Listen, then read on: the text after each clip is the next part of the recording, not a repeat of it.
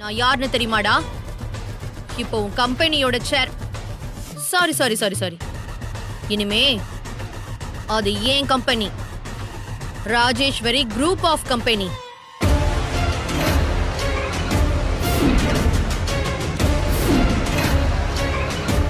நீ யாரு தெரியுமா? ஒன்னும் இல்லாதவன்.